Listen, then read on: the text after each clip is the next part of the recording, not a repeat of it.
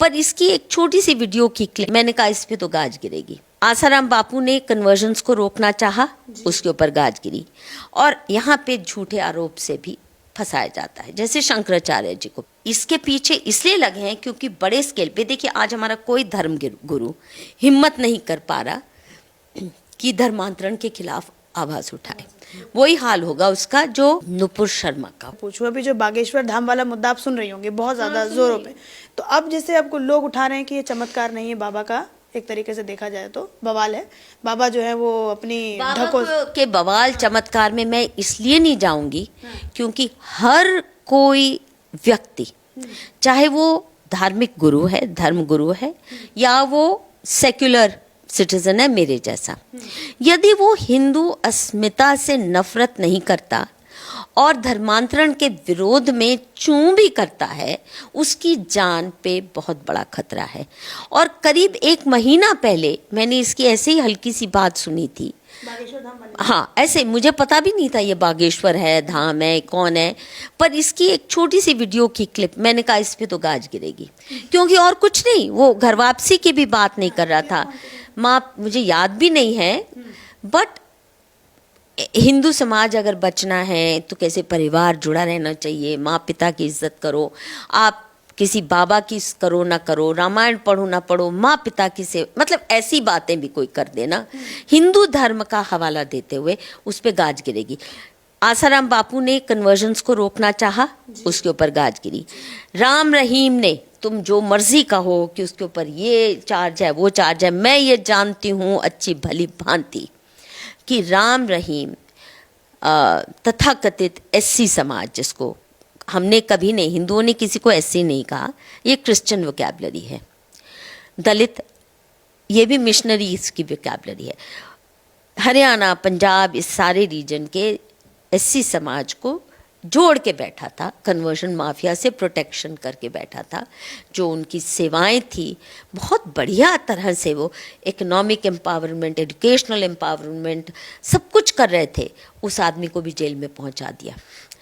इनके बिशप बिल्कुल क्या बोलते हैं ना, ब्रॉथल चलाते हैं। इतना यौन शोषण है मदरसों में, इतना यौन शोषण है मस्जिदों में, इतना यौन शोषण है क्रिश्चियन सेमिनरीज में, किसी की चूं करने की हिम्मत नहीं होती। और यहाँ पे झूठे आरोप से भी फंसाया जाता है, जैसे शंकराचार्य जी को फंसाया गया था झूठे आरोप पे। और हिंदू समाज को तोड़ने का ये एनजीओज भी उसी के लिए लाए गए हैं। करोड़ों रुपया इनको मिलता है, उल जलूल के कानून पास करो, और इतने वाहियात कानून है। मैं तो 40 साल से इन कानूनों का, फॉरेन फंडेड एनजीओज द्वारा थोपे गए कानूनों का विरोध कर रही हूँ। मेरे लिए आज नई बात नहीं है, तब मुझे हिंदू मुस्लिम इतना नहीं पता था, पर ये फॉरेन फंडेड एनजीओज कितने घातक एजेंडा लेके आते हैं ये मुझे समझ आ गया था। और आप देखिए, मेरे पिछले 40 साल की राइटिंग इनके खिलाफ रही है। और आज तो बहुत स्पष्ट है ये गेम कि इनकी विदेशी यूनिवर्सिटीज़ भी किस तरह वेल इंजीनियर्ड प्रोग्राम्स है। ये मेरा खुद भी देखा गया है, मुझे बहुत बुलाया जाता था विदेशी यूनिवर्सिटीज़ में लेक्चर्स के लिए, और मैंने पाया कि अगर मैं हिंदू बैशिंग नहीं करती हूँ तो वो खुश नहीं होते, वो बहुत अनईजी हो जाते हैं। मतलब हिंदू बैशिंग मतलब हिंदुओं के बारे में अनाप शनाप बोलना, अनाप शनाप बोलना, देश के खिलाफ बोलना, तो गुस्सा हो जाते हैं ये। नहीं, वो नहीं करोगे तो यू नॉट एक्सेप्टेबल। तो मैंने कहा भाड़ में जाए तुम्हारे इन्विटेशंस। मेरे को जो लड़ाई करनी है अपने समाज की, अगर उसमें कोई कमियां हैं मैं करूंगी यहाँ पे, और करती रही हूँ। पर आपके दरबार में आके मैं न्याय नहीं मांगूंगी, क्योंकि आपका एजेंडा मेरे देश और समाज को तोड़ना है, मेरे धर्म को तोड़ना है, तो इसलिए आपसे क्यों मैं न्याय मांगू। अच्छा मधु मैम, आप मतलब आपका एक्सपीरियंस इतना है राइटिंग में, कह लीजिए आप प्रोफेसर रह चुके हो, आपने इतनी सारी रिसर्च वर्क किया है, आप ये कह रहे हो कि जो बागेश्वर धाम वाले बाबा हैं, क्या धीरेन्द्र शास्त्री उनका नाम है, तो उनको सिर्फ इसलिए फंसाया जा रहा है, उनको इसलिए मुद्दा बनाया जाए क्योंकि वो हिंदुओं की बात करते हैं टोटली, और वो धर्मांतरण के खिलाफ बोलते हैं, इस वजह से सिर्फ, और घर वापसी के लिए बड़ी तैयारी है उनकी, और वो इस स्केल पर काम करने की क्षमता रखते हैं जिस स्केल पर किसी ने नहीं किया। तो इसलिए ऐसे आसाराम बापू भी यही करते थे, इन्होंने ट्राइबल एरियाज में खासकर जहाँ मिशनरी माफिया बहुत एक्टिव रहता है, वो मैं खुद देख चुकी हूँ। और मोदी जी ने भी गुजरात के जो ट्राइबल एरियाज हैं वहाँ केवल और केवल इतना किया, अच्छी सड़कें, अच्छे स्कूल पहुँचा दिए, अच्छे हेल्थ फैसिलिटीज़ पहुँचा दिए। ये ईसाई माफिया, जो कन्वर्जन माफिया, इतना खफा हो गया इसी बात से, क्योंकि ना सड़क है, ना हेल्थ सर्विस है, ना स्कूल है, तो ईसाइयों के ही सिर्फ रहेंगे, तो ईसाईकरण बहुत आसान हो जाता है। इतनी गाली देते थे इसको, मोदी को सूली पर टांगने का काम तो, लीड रोल तो कन्वर्जन माफिया का है ना गुजरात के। तो अगर इनको ये भी स्वीकार नहीं कि कोई सरकार जो तथाकथित पिछड़े इलाके हैं वहाँ पे कनेक्टिविटी रोड की अच्छी कर दे, या कोई वहाँ अच्छे स्कूल चला दे, हेल्थ सर्विसेज चला दे, इसी से खफा हो गए कि डांग एरिया में जो शबरी का मंदिर, भव्य मंदिर बना दिया गया, और इससे कि ये सिर्फ वहाँ चर्चेस प्लांट कर रहे हैं कन्वर्जन के लिए, तो कुछ हिंदू संगठनों को लगा कि हमारे आदिवासी समाज के लिए भी उनके मंदिरों की प्रथा नहीं होती, क्योंकि वो नेचर वर्शिपर्स होते हैं। ठीक है, हिंदू भी करते हैं, उस सेंस में कोई फर्क नहीं है। जिनको हम भी तो करते हैं, पेड़ों की पूजा वो भी यही करते हैं, एंसेस्टर वर्शिप हम भी वही करते हैं। एक्चुअली आदिवासी भी इनकी कैटेगरी है, हमने किसी को आदिवासी नहीं कहा था, शबरी को तो माँ ही कहा था। शबरी को ये थोड़े कहा था कि तुम आदिवासी हो, तुम अलग हो, शेड्यूल्ड ट्राइब हो, ऐसा नहीं ना रामायण में कुछ भी। माँ के दर्जे में पाँव छू के प्रभु राम उनसे बात करते हैं। इनको इतनी चिढ़ आ गई उस मंदिर के खिलाफ, शबरी मेला लगने लगा, इन्होंने आफत मचा दी। आज भी आप इकोनॉमिक एंड पॉलिटिकल वीकली, जो लेफ्टिस्ट गार्ड है और इत्यादि इत्यादि इनके लेफ्टिस्ट जितने जर्नल्स हैं, वो शबरी धाम और शबरी मेला के खिलाफ इतना कुछ इन्होंने लिखा है, वो मैं खुद पढ़ा हुआ है। और मैं जब मोदी जी के सिलसिले में अध्ययन करने गई तो विशेषकर उस एरिया में गई, क्योंकि आए दिन वहाँ से खबरें आती थी मोदी कितना फासिस्ट है, वो इन्हीं कन्वर्जन माफिया के माध्यम से, जिनके साथ ये फॉरेन फंडेड एनजीओज काम करते हैं, टीस्टा सेटलवाड और मंदर और इंदिरा जयसिंह, ये उन्हीं के गुर्गे हैं। तो मैंने जाके देखा कि क्या है इसमें बात, क्योंकि भव्य मंदिर है, एक ऊंचाई पर है, आदिवासी समाज को एक इमोशनल एंकर, स्पिरिचुअल एंकर मिला। उनकी एक महिला का कैसे प्रभु राम ने सम्मान किया, वो सारा लाइफ का चित्रण है। अब इसमें क्या बुरी बात है? आप हमें कहते हैं कि हम इनसे द्वेष करते हैं। अगर हम उनके इतिहास को गौरवान्वित करना चाहते हैं तो आप फसाद, इंटरनेशनल फसाद मचा देते हो। और मोदी जी को यहाँ तक कहना पड़ा, ये उनकी इंटरव्यू यहाँ भी शायद इसमें कोटेड है, मोदी टोल्ड मी कि मुझे अपने डिप्टी कमिश्नर्स को ये खास हिदायत देनी पड़ी कि देखो, इनकी चर्च पे या किसी क्रिश्चियन ईसाई के घर पे कंकड़ भी ना फेंका जाए, क्योंकि ये खुद ही कंकड़ फेंकेंगे और कह देंगे हिंदुत्ववादियों ने चर्चेस पे अटैक किया है। ये करते थे, और ये अटैक हुआ, चर्चेस पे अटैक हुआ। और वो मोदी जी ने कहा कि मैं पूछता था कि किसी को कोई फर्स्ट एड भी कभी देनी पड़ी? नहीं। अगर फर्स्ट एड के लिए भी कोई नहीं गया, इसका मतलब कोई अटैक नहीं हुआ।